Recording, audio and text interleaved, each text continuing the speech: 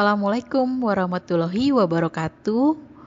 Izinkan saya, Emiliana Etihapsari, calon guru penggerak Angkatan 10, kelas 19A dari Jakarta Barat, untuk mempresentasikan tugas 1.2E mulai dari diri modul 1.2. Topik 1.2E mulai dari diri modul 1.2. Materi 1, membuat trapesium usia. Sebagai gambaran dalam membuat trapesium usia, pertama-tama izinkan saya untuk memperkenalkan diri. Nama saya Emiliana Etihapsari. Saya lahir di Jakarta pada tanggal 30 September tahun 90.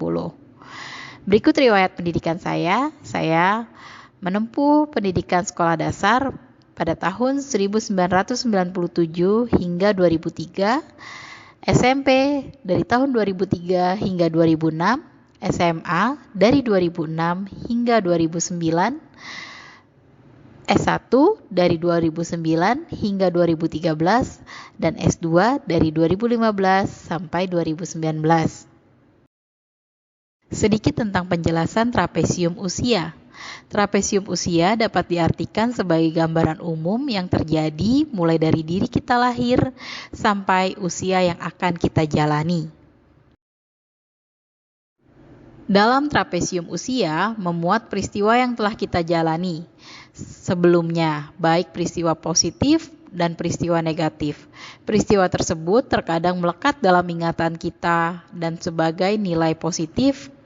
Kita dapat menjadikan peristiwa tersebut sebagai bahan refleksi agar kehidupan kita lebih baik dan penuh syukur. Berikut gambaran trapesium usia saya. Diagram trapesium usia. Pada garis sebelah kiri menampilkan usia masa sekolah saya yang dimulai dari 0 tahun hingga saya lulus S2. Pada garis lurus di tengah, itu adalah usia saya saat ini atau usia masa kerja, di mana saat ini saya menginjak usia 33 tahun. Dan pada garis turun ke bawah di sebelah kanan, itu adalah perkiraan usia saya saat menjalani masa pensiun.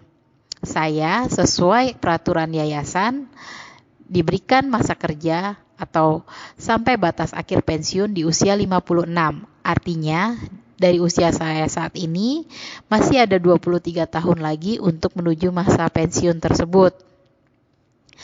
Dari diagram trapesium usia tersebut juga saya tuliskan peristiwa negatif yang saya alami pada saat saya usia SMA. Dan peristiwa positif yang saya alami pada saat usia SMP. Selisih peristiwa positif yang saya alami dari usia saya saat ini adalah 20 tahun. Dan selisih peristiwa negatif yang saya alami dari usia saya sekarang saat ini adalah 16 tahun. Dari diagram usia tersebut, saya mencoba merefleksikan hasil dari diagram tersebut. Berikut refleksi dari diri saya. Dalam trapesium usia, ada rentang usia di mana saya mengalami peristiwa positif dan negatif yang saya tuliskan dalam trapesium tersebut. Yang pertama, apa peristiwa positif dan negatif yang saya tuliskan di sana? Peristiwa positif di mana saat saya berusia 13 tahun, saat duduk di bangku SMP, saya memiliki banyak teman yang baik. Lalu prestasi saya secara akademik juga meningkat.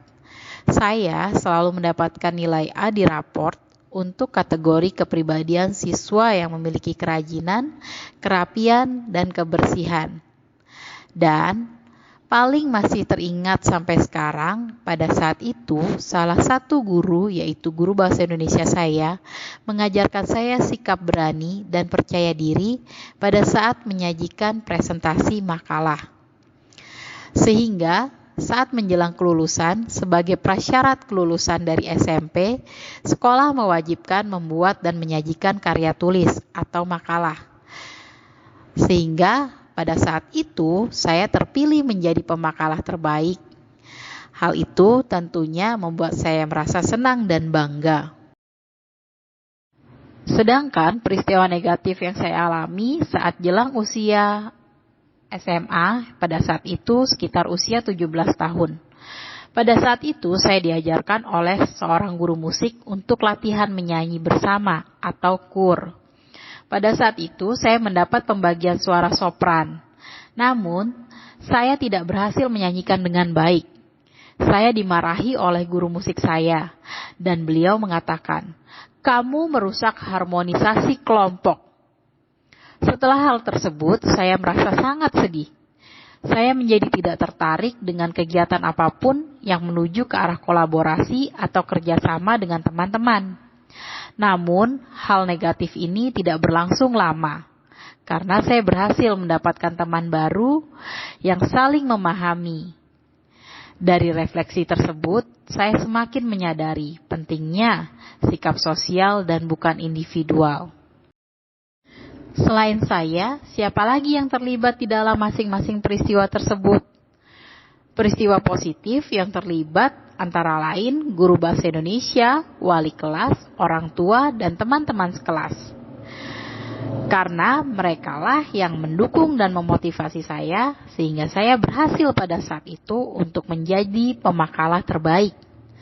Untuk peristiwa negatif, yang terlibat dalam peristiwa negatif ini adalah guru musik dan teman-teman saya, yang pada saat itu merasa mengecewakan untuk diri saya. Yang ketiga, dampak emosi apa saja yang saya rasakan hingga sekarang. Pada peristiwa positif, saya merasa senang dan bahagia. Saya juga merasa bangga atas pencapaian saya saat itu. Saya selalu merasa optimis dan yakin bahwa jika kita melakukan sesuatu dengan sungguh-sungguh, maka akan mendapat hasil yang kita inginkan. Saya percaya bahwa tidak ada hasil yang mengkhianati proses. Saya bisa seperti saat ini karena ada rasa cinta dan dari orang-orang di sekitar saya yang menyayangi saya, baik dari orang tua, keluarga, guru, dan teman-teman saya. Tanpa dukungan mereka, tidak akan ada saya yang seperti sekarang ini. Hal positif tersebut juga membentuk saya hingga saat ini, yaitu melatih keberanian tampil di depan banyak orang. Seperti saat ini saya menjadi guru yang menuntut harus tampil di depan banyak siswa dan juga orang tua siswa. Selain itu, melatih peningkatan kemampuan komunikasi saya di depan banyak orang. Jika tadi dampak secara positif, sekarang saya jelaskan dampak emosi pada peristiwa negatif yang saya rasakan. Tentunya pada saat itu saya merasa sedih, kecewa, benci, dan saya merasa dipermalukan. Namun itu dulu. Semua perasaan itu ternyata memberikan saya banyak pelajaran dan justru malah membentuk saya menjadi individu yang mandiri, bekerja keras, pantang menyerah, disiplin, optimis, dan mampu untuk menghargai orang lain. Saya yakin bisa melewati masa-masa sulit itu. Semua peristiwa negatif saya sangat berharga bagi saya. Pengalaman memang menjadi guru yang terbaik untuk terus memperbaiki diri dan menjadi pribadi yang lebih positif. 4. Mengapa momen yang terjadi di masa sekolah masih dapat saya rasakan dan masih dapat mempengaruhi diri saya di masa sekarang? Ya, momen yang terjadi di masa sekolah masih dapat saya rasakan dan masih dapat mempengaruhi diri saya dan membentuk karakter saya di masa sekarang. Karena peristiwa tersebut sangat berkesan. Dari pengalaman tersebut, baik peristiwa positif ataupun negatif, banyak memberi makna dalam kehidupan saya, dalam mengisi hari-hari kehidupan saya.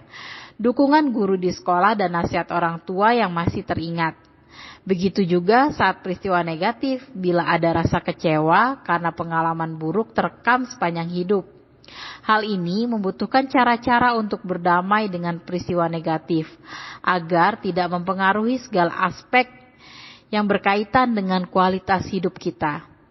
Dari peristiwa tersebut, baik negatif maupun positif, membuat saya juga belajar akan nilai afektif, yaitu rasa syukur saya kepada Tuhan bahwa saya telah diberikan pengalaman baik dan keberanian untuk mengendalikan pengalaman buruk atau negatif dalam diri saya, sehingga saya mampu bangkit dan mampu menjadi pribadi yang mampu untuk memaafkan setiap kesalahan orang lain. Karena kita tidak boleh berlarut-larut dalam mengingat hal negatif. Karena mengingat hal negatif akan berpengaruh pada sistem kerja syaraf otak kita, yang biasa disebut dengan trauma atau fobia.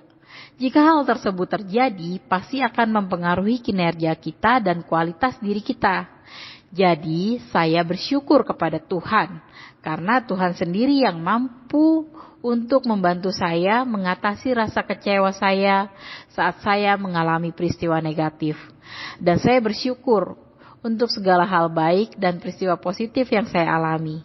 Dengan itu, saya dapat mengingat pengalaman baik untuk meningkatkan motivasi saya dalam menjalani hidup, baik karir sebagai seorang pendidik ataupun dalam keluarga.